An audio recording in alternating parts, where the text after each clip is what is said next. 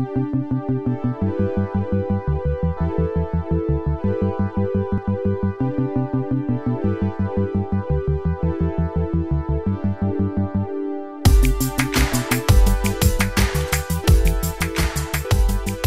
the Shoal Weekly Podcast with Joe and Charlie. How you doing, Chaz? I'm good, man. How are you? Yeah, not too bad. A bit tired today. Had my COVID vaccine yesterday, so I'm just feeling a little bit rough, but very eager to do this podcast today. Ben, welcome back. We missed you last week. How you doing? Yes, I'm great, thanks. I'm very excited for this week. It's going to be a good one. Good, good. As always, do be sure to follow our socials for updates and news. Hit that notification bell. Drop us a like or a follow. We appreciate the support. Our podcast last week actually was our most streamed episode to date. It was a big jump in numbers. Yeah, big jump in numbers. So thank you to each and every one of you for giving that a listen. If you haven't, go check it out on our channels. But yeah, I mean, let's get to it. If you have been following along on our socials this week, you'll know that we're going to be talking about the long-awaited director's cut, if you can call it a director's cut, of Zack Snyder's Justice League. But before we get into that, Ben, it's been 2 weeks since we caught up. Have you managed to squeeze any notable viewings into your evenings? More of that witches show. That's finished now. That's finished. Sad noises. Can't wait for season 3 of that. That's going to be epic. I thought you might have been rewatching it all. Maybe when the next season comes out. So in the last 2 weeks, I've watched a couple of Netflix shows, a couple of classic tween dramas, and all that good stuff. But notably, the film I watched this week was Jexy 2019, which has got Adam Devine, who you'll probably know from Pitch Perfect. He's the guy that gets with Rebel Wilson, like the kind of plays himself in every film kind of thing. It's about he gets a new phone which has this bugged AI that takes over his life and falls in love with him. It was pretty weird, very funny, very, very funny, and just a nice film to watch. It's on Netflix. It's on Netflix, so give it a go. Nice one. Nice. Chaz, what have you been watching this week? I watched Little Miss Sunshine, which has been recommended to me for years. And have you seen Fundamentals of Caring, either of you? No, I haven't. I've heard of it though.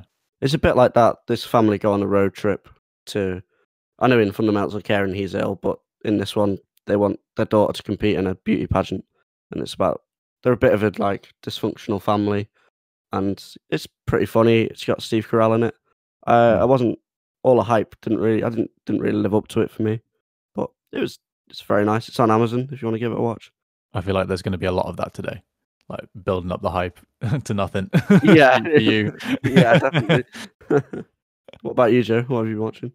I kind of went on a bit of a Star Trek binge. I was pretty bored one afternoon, and I saw that Star Trek Into Darkness was on Amazon Prime. I haven't seen it since it was released, and yeah, I mean, it was all right. I think I have the same opinion now as I did when it came out. Benedict Cumberbatch was, this was when everyone thought he was the perfect villain for every movie ever.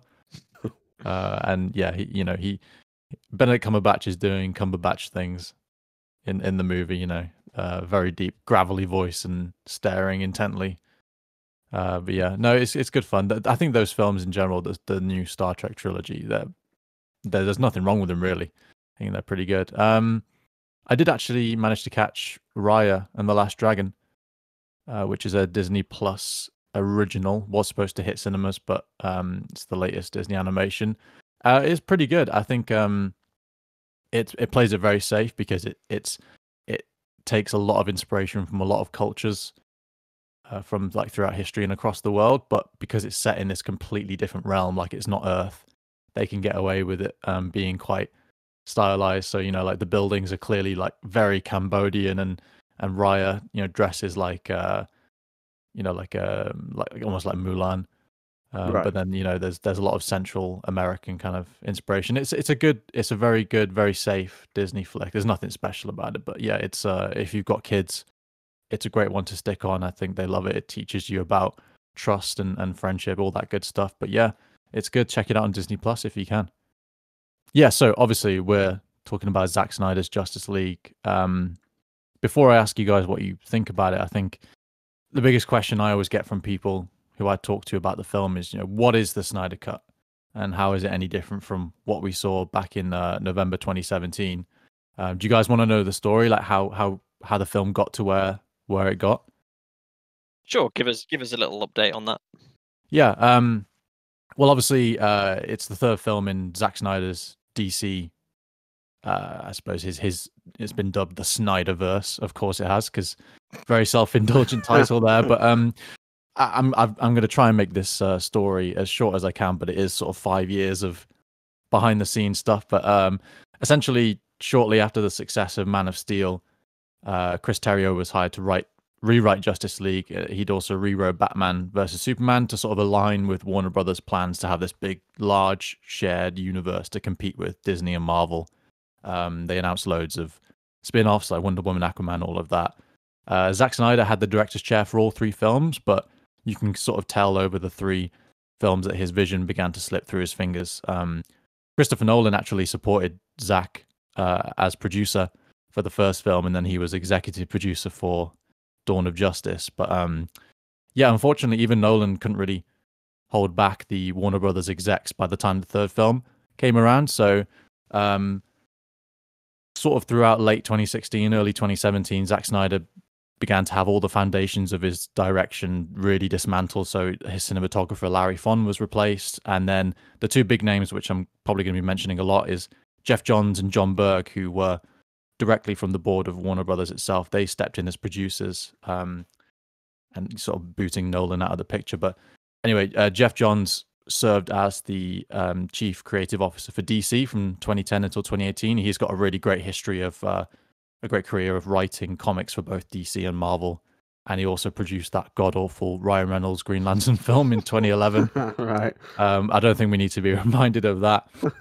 And I think, just seeing his name attached to anything meant that Justice League had a really troubled production.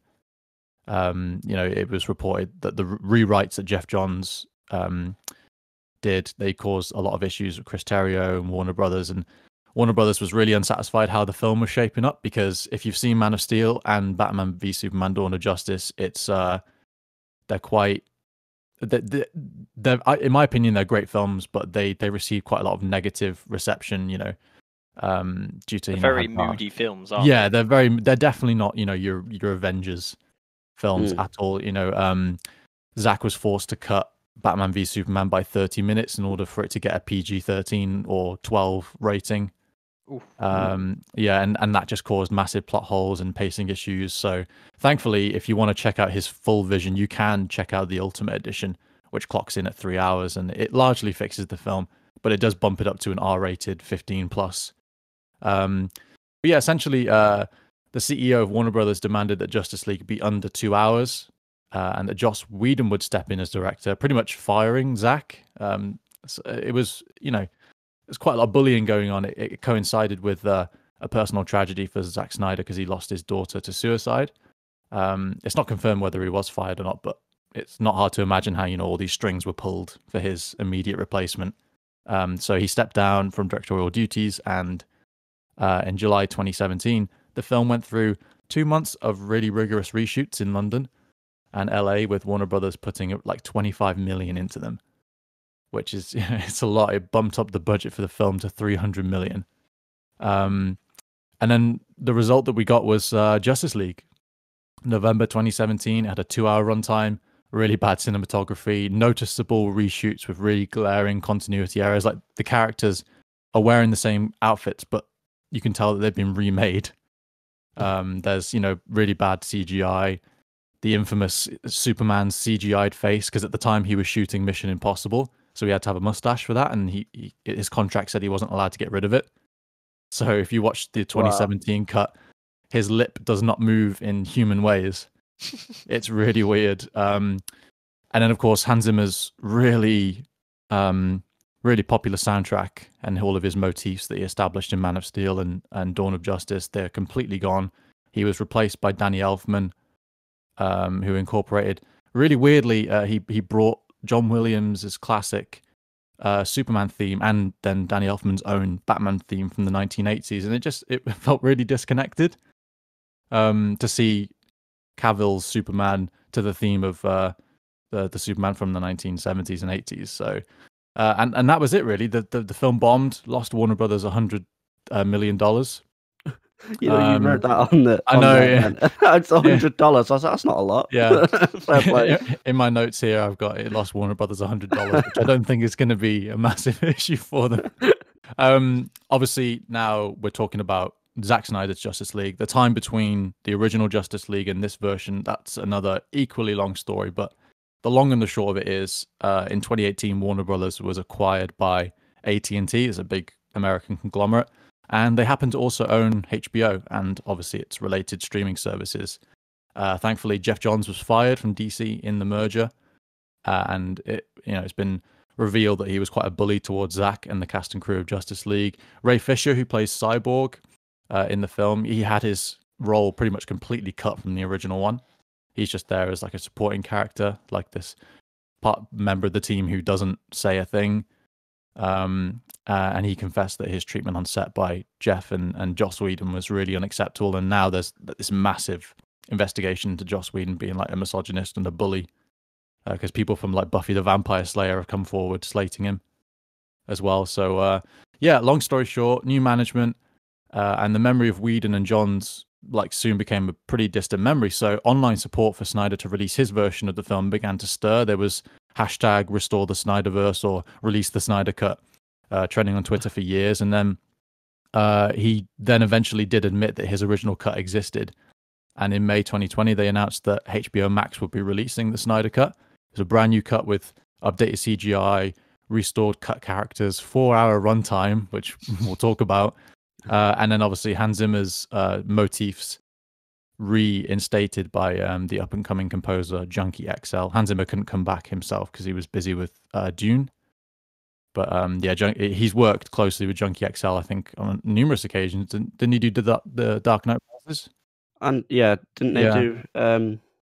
They both did Batman v Superman, was it? I think so. Yeah. I think Hans Zimmer did. Hans Zimmer did the first one, didn't he? Yeah, just by himself. Yeah. So, of course, that's the kind of like the very basic story of to how we got to this film. But I just want to know what, off the top of your head, what did you think of it?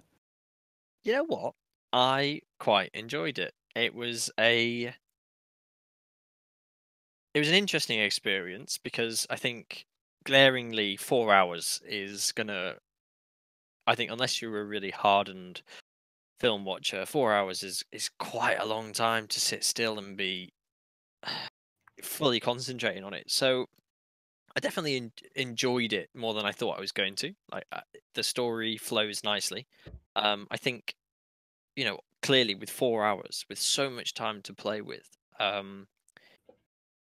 you're able to get so much more story in.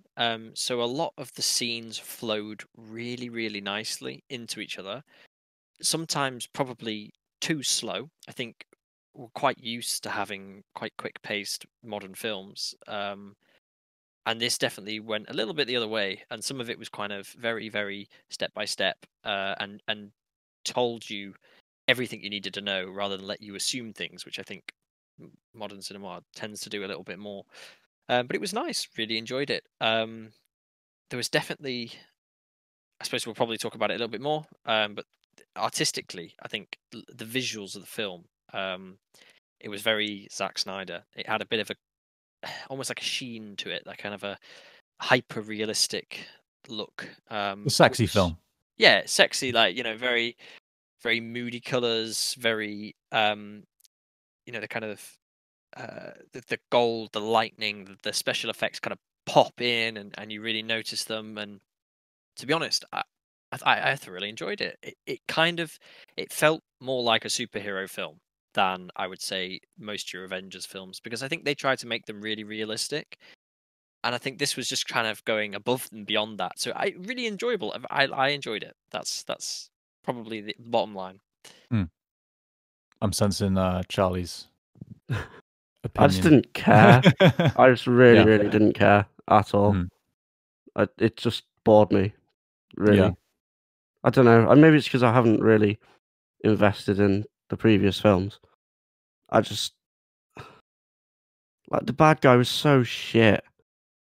Like Like, just what was his point? Like, he's like, I get he was serving that other dude, whatever his name was, Dark but side. even that guy was like, he hasn't got the same motivations that Thanos had. And like Yeah. Thanos's motivations are really good. Like you can see why he's doing it. Like you sort of go, oh yeah, that makes sense. Like that if you weren't such a dick, I'd probably like support you.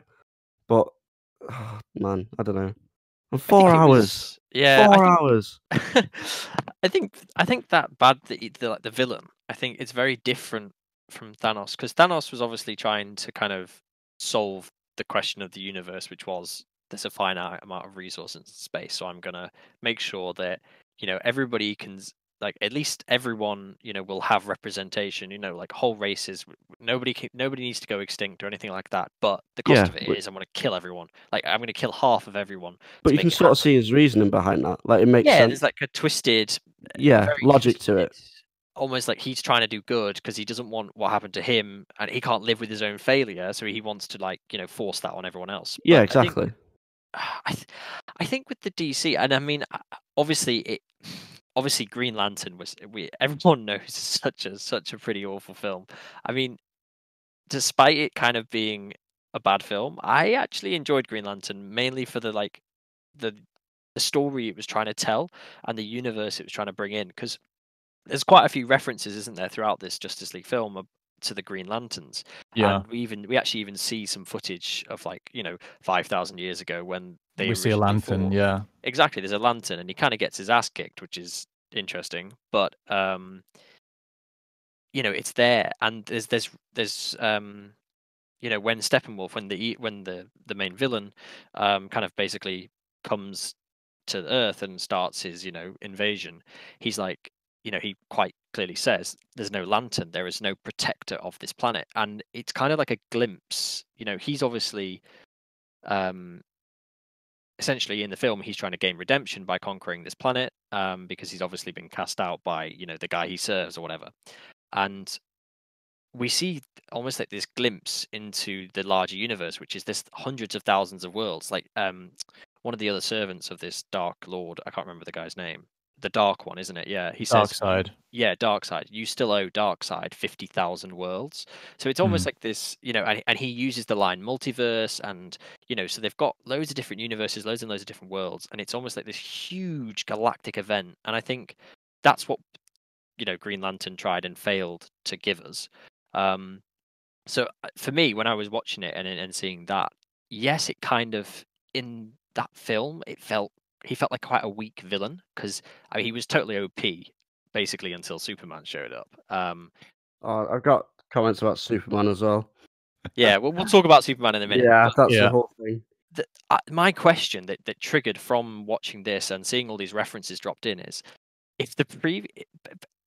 I would have loved to have seen this kind of cinematic universe if DC hadn't like totally dropped the ball with the early film.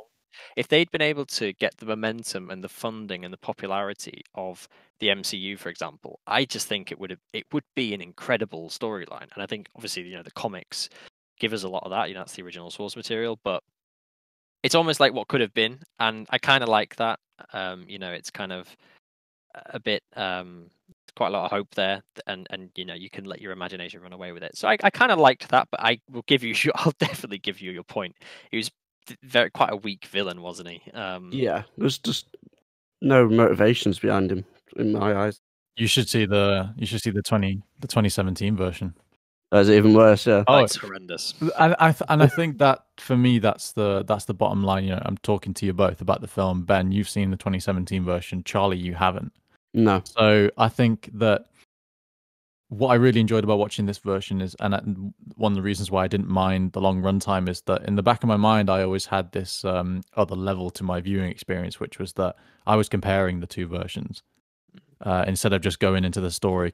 Because I'd agree with you, if you hadn't seen the 2017 version and if you hadn't followed the behind the scenes news, and then yeah, I completely agree with you. Steppenwolf is, in my opinion, quite an underdeveloped villain, and the film was really long and quite self-indulgent. But in defense of Zack Snyder and the film as a whole, I think the trap that everyone falls into is that because of the hyper success of the Marvel Cinematic Universe, everyone is just constantly in this state of comparison between the two franchises. And I think it's important to establish that Zack Snyder never wanted to do a cinematic universe. And he was pushed by Warner Brothers to make it happen. You know, rewrites for Batman v Superman paved the way for Wonder Woman and the Suicide Squad, and he didn't get to complete his vision. So his vision was this 5-film epic with Superman as the main character and the Justice League as supporting characters. And then the 4th and 5th film were going to be more about Superman's redemption. And, you know, he was going to be, you know, I'm being a hypocrite here because I'm comparing to Marvel, but Superman was going to emerge then at the end of the fifth film in a similar way to how, you know, Captain America was in Endgame. And it was going to be, you know, just this epic like chronicle over 5 films. But I think everyone falls into that trap and comparing it to Marvel. And I think if you look at the source material, DC is actually more heavily invested in fantasy elements than sci-fi. Yeah. And that's one aspect of the film that I really liked is, you know, you look at the Marvel side of things and they're very invested in sci-fi aspects. But watching that, watching the Snyder Cut and seeing that flashback to, you know, 5,000 years ago, it kind of felt like the start of the Fellowship of the Ring. Yeah. Like this epic, you know, super bad guy, and there was this weird kind of fantasy element about it. But you know, the Earth has to be scorched in order to get this equation, which it feels like this kind of hellscape, and we get to see that hellscape in Bruce's nightmares. So I really like that DC has always been more invested in fantasy, even though a lot of it is set in space. And interestingly, Darkseid, there's a lot of argument that Jim Starlin actually got the idea for Thanos from Darkseid, because Darkseid is Thanos' elder by about 4 years in publication history. Yeah, so Darkseid was first introduced in 1969, and Thanos showed up in an Iron Man comic in 1973. So I think there was definitely some similarities as well. You know, they're both visually they look quite similar. You know, they're like 20-foot tall, bold, like ugly. Ugly as hell, and pretty much quite evil. Mm-hmm. So yeah, I can see that, and I think that, you know, DC and Marvel, they always have those kind of. There's always, you know, at the end of the day, they were two rival businesses, aren't there? So there's always like a comparison character that basically is their version of, you know, to try and get that fan, that readership, which is always quite interesting, isn't it? Yeah, I agree, and I think I agree with your point about Zack sort of hinting at this really large world. That, you know, I really like that, and again, it reminded me of something very Tolkien-esque, very Lord of the Rings in style, because there's, you know, it's a story about unlikely heroes in a really, really big world, and Snyder gives us glimpses of that every now and then throughout flashbacks and stuff. But yeah, I think, you know, I agree with both of you. I think definitely the scene that really makes it kind of almost Tolkien like is when the Amazons are like kind of charging it, you know, when it's like fetch the legions, and then there's like you know, thousands of Amazons charging down a hill. It was very like almost like Riders of Rohan-esque, you know, into a battle scene, and then it was kind of like, it was such an anticlimax because like Steppenwolf was just like, see you later. When I like started watching it, I was like dead confused about who was, especially in that scene, who was part of what like race sort of thing. And when I was watching it, I was like, this is how people must think when they watch Lord of the Rings. Like, because we just know all they're elves, they're men, they're dwarfs or whatever. But if you don't know Lord of the Rings, you've not got a clue, have you? Like, I feel like I was just thrown in. Like, I haven't not watched. It's my fault. I haven't watched the other films, but just like being thrown in and being like, oh yeah, these are this race. You should know that anyway. Yeah, there are some great attention to detail in that flashback scene, that 5,000-year battle. If you look really closely, you can see what's his name? He was in Harry Potter. Damien Thewlis, I think his name is. He played Hades in the Wonder Woman film as the antagonist. And if you look closely, you can actually see he's like been CGI'd in as a younger Hades in that battle. And then you also see Robin Wright as well. Very, you know, famous actress. She was in Forrest Gump as well. She played Antiope in Wonder Woman as well, and you can just see her briefly. So attention to detail. Zack isn't afraid to just bring in a high-profile actor for just something small, because he knows that other creators and directors have huge investments in these characters. He wants to. I feel like he's a good team player, I think. Definitely opens it up, doesn't it? It's like it's Yeah. a major role that you could at some point do a spin-off with quite easily. Mhm. And if you already establish, like a pretty well-known actor or actress, it's kind of good. Yeah, look, I mean, like Willem Dafoe, sorry, he shows up in Atlantis for just a few minutes, and he's huge. Out of a 4-hour film, he probably gets like 2 minutes of screen time, and that's it. But yeah, anyway, Chaz, let's talk about Superman, because I've kind of explained to you that it was supposed to be this 5-movie epic with Superman as the the main glue that holds it all together, but he was obviously very absent from the film. And I just want to know your thoughts on his kind of character arc, because I think you were a fan of Man of Steel, were you not? I really liked Man of Steel. Yeah. But I think it's just a Superman as a character. I think I've got an issue, is that no one's gonna beat him. Like, unless you've got kryptonite, it's just God, isn't he? So like, what? It's just no one's gonna beat him. So it's just so overpowered. It's just with Batman. Like, there's a weakness there. Like, he can be beaten. I just feel like Superman's never going to be beaten.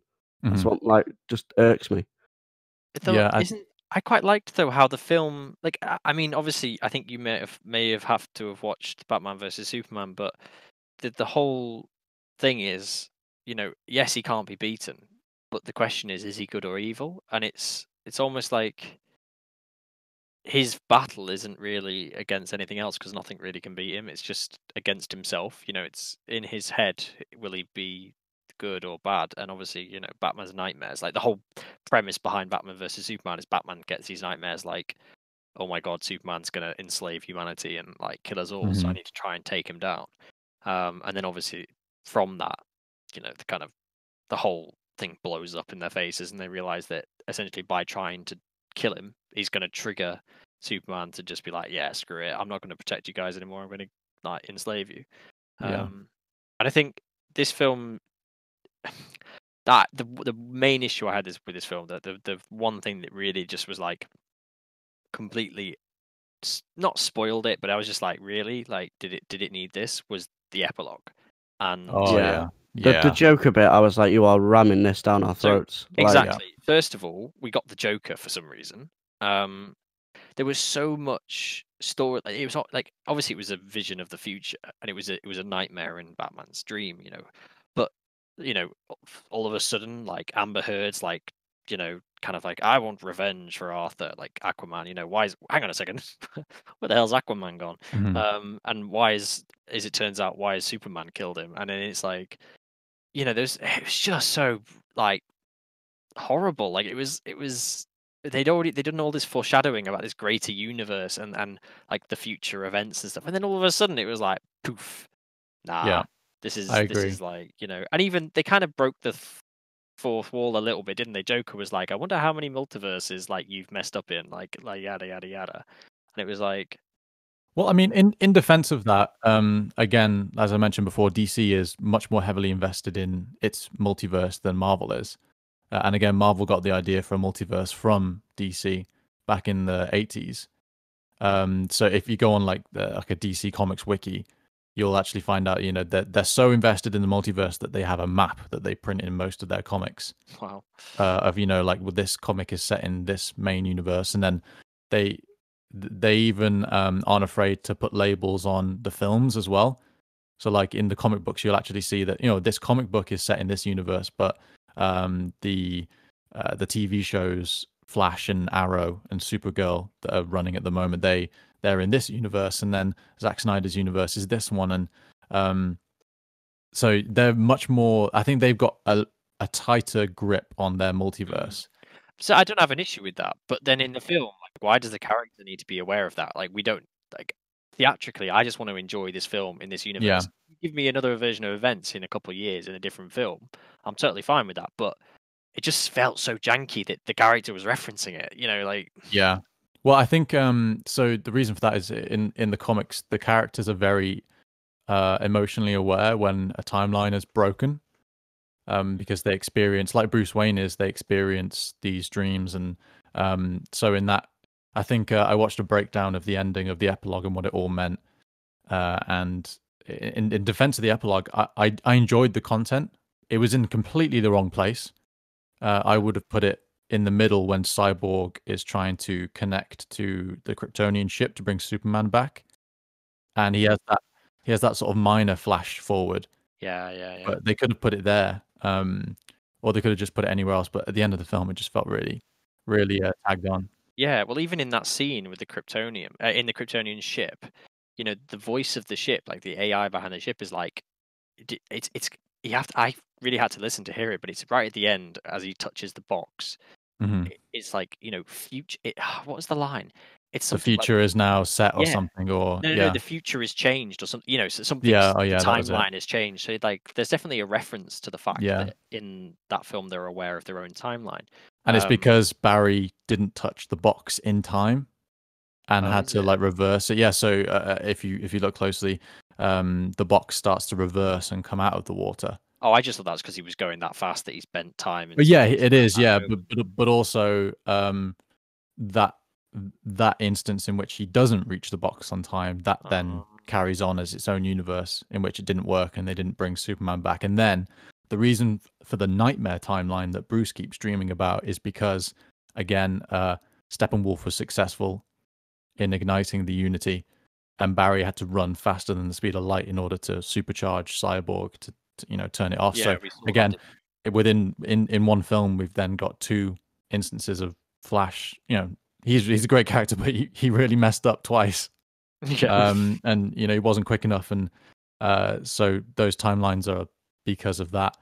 And Batman is aware of it, and Joker's aware of it, and yeah, But obviously, the interesting thing is that that's not, even though those timelines had the potential to exist, Flash still actually undid it, didn't he? So he corrected. So maybe you could like, I thought it's kind of interesting to think about. Is yeah, Batman getting visions of a different timeline, and is that actually messing? Like, I is think that he is. causing issues with the current one? Yeah, I think that's exactly it, because Andy Muschietti is going to be directing the upcoming Flash movie, and it's going to be based on a storyline from the comics called Flashpoint, in which Barry has to fix all the timelines he's created by running quicker than the speed of light. And what's actually pretty cool is it's been confirmed that Ben Affleck will be in it as Batman, but also Michael Keaton from the 1980s will also be in it Oh, Oh, that's cool. as Batman. So because they'll go Flash is through the going to, different ones. yeah, he's going to be going through different ones. So I wouldn't be surprised if we see the Nightmare timeline in which Darkseid and Superman rule all in that film. But yeah, I would say again, I liked the epilogue. I think it should have gone somewhere in the middle. And I think the only gripe I have with it is that, and again, this is my feeling, that Zack is a little self-indulgent, and that this film was kind of like a, I can do it because I can. Was obviously, yeah, the Joker Batman interaction, and he's admitted on interviews recently that that was complete fan service. He felt like the fans, because they petitioned for this film for so long, that they deserved that classic interaction, and I didn't need it No. at I like, all. I'll be in fairness though. The one thing I liked about that is it actually made me really like Jared Leto's, because it was Jared Leto, right? Yeah, yeah, yeah. I really liked his Joker. It was a much more jokery Joker than the one we got in Hmm. Suicide Squad. And if that's the Joker that it's quite well catalogued, isn't it? Like how the lengths he went to make that Hmm. absolutely psychotic character. I mean, he's a bit psychotic himself, really, but to make that character, he went to some crazy lengths, and it's kind of a shame that we didn't really get to see that in the actual Suicide Squad, and they replaced him, kind of. But yeah, Well, that was. again, that's because of Jeff Johns. Mm, He completely butchered David Ayer's vision for, David Ayer and Zack Snyder worked really closely to make sure that Suicide Squad really linked into Justice League, because I think the original draft for the script for Suicide Squad was that at the end, I forget the character, the witch that they fight in that yeah, film, yeah, yeah. was actually going to be working for Steppenwolf, and that she wanted a mother box for him. which would have linked it in a bit more, and Joker obviously would have had more screen time. But yeah, no, I think he did a great job. He was a very comic book-esque Joker. He made some really great references to Robin, if you were listening closely. He said, why would you send a boy wonder to do a man's job? Which is a big reference to the comics in which Joker killed Robin. You can actually see Robin's costume graffitied in Batman v Superman as well. Sort of like a shrine to him, memorial to him. But yeah, it was a great interaction. And then there's something about Batman saying the F word as well. Don't know how I feel about it. But yeah, I mean, why don't we talk about the film itself, soundtrack, and obviously big elephant in the room is the shape of the film, the aspect ratio. Charlie, I know you weren't a fan of the square. I don't mind that aspect ratio because I think we said last night, the Lighthouse does it, doesn't it? But I think because the Lighthouse is so stylized, it fits, and it's a bit more independent. It's a bit more arty. It works. But for this film, it just really took me out of it. Yeah, because this is a big blockbuster. I just feel it needs that usual cinematic ratio. And if we're on about looks of the film, yeah, it was shot well, but the color grey was all I saw really throughout the whole thing. It was so grey. It may as well have been black and white. Literally, I think it would have been better if it was black and white. I think they're going to do a black and white version. I think that was in the that'd be pipeline. Good. Yeah, I think Would that work though with like the superpower, like the kind of godlike superpowers, like the lightning and the all that fire stuff, with like Flash and Wonder Woman. Like it's all grey anyway, so. Yeah, but a lot of their like power is like the emotion of it and the kind of to show how much power they have. You get the smashing of color like onto your face like straight away, and the kind of like the low contrast of everything else being like gray on gray. Like Batman was like really gray and black, and then Superman was really gray and black, and then everything, like a lot of it was inside. Like there was loads of bits inside, and then even when they did that huge assaulting Steppenwolf's fortress, like there's of course there was gray clouds, and it was like in this really like typical image of a real typical image of like a Russian nuke town. It was like everything's gray. There's no color, which in a way is nice, but to be honest, all I saw for that whole scene where there's like where they're attacking Steppenwolf's fortress, was all I could think about was that X-Men film. Is it X-Men Wolverine, where we get the really really bad Deadpool? Oh yeah, X-Men Origins. Wolverine. X-Men Origins, where like, and then especially when Superman comes down with his laser eyes, and because they're inside the cooling tower, all I can think of is just Deadpool's face, like just sitting there. Superman. It's kind of funny. Also, I love a slow motion scene, but I don't like the whole film being in slow motion. Like, oh my god, it works really well for Flash. Yeah, really I was just about to say like that. Obviously, there's a reason for it to be filmed in slow motion when Flash does it, but and Wonder Woman as well, because obviously she's quite quick. Yeah, like but literally nearly all of it is filmed in slow motion, wasn't it? And it's just like, stop. Yeah, although that bit though with Superman, when Superman like is at Flash's speed though, and he like looks at him. Oh yeah, don't get me wrong. There's bits where it works perfectly, but there's other scenes where like it could have been a 2-hour film if it wasn't all in slow motion. You know what I mean? Yeah, I think 3 hours would have been a really nice sweet spot. I think we could have got. Well, I mean, if you take out the epilogue, it's 3.5 hours. Wow, was the epilogue that long? Yeah, it was really. It's Return of the King long, man. It's a long boy. Yeah. Speaking of the epilogue again, to backtrack, the other foot, it could also be a way to say I just really wanted to get this in because I was gonna get it in anyway in the 4th and 5th film, but I didn't. So maybe, it's just kind of like a screw you. Like this is what you could have had, but you messed it up. Yeah. But I mean, largely, there were so many things in the film that worked. And again, Chaz, I would really encourage you, if you got the time, to go and watch the 2017 one. Right. Because you'll see. I'd appreciate this one more. Yeah, I definitely think so. Cyborg was almost completely cut, and just the whole, the pacing and, Oh, yeah, everything was just awful. And I think, well, first of all, Zack didn't do this cut for any money. He didn't take any pay for it at all. And I think that's a testament to, how far he's come to get his vision realized. And, pardon the pun, it does feel like a lot of justice for him. And especially, and especially for his daughter as well. You can see, he dedicates it to her at the end of the film. So I think in that regard, it's there are not things that aren't right with the film. That it's not perfect, but it feels so personal and like this epic, almost kind of road tour of all of Zack Snyder's best and most cliche qualities as a director. It's overly stylized. There's so much slow motion. He loves Leonard Cohen too much, and just wants Leonard Cohen songs in all of his films. And but I think in this case, I don't mind it because it's such a personal project for him.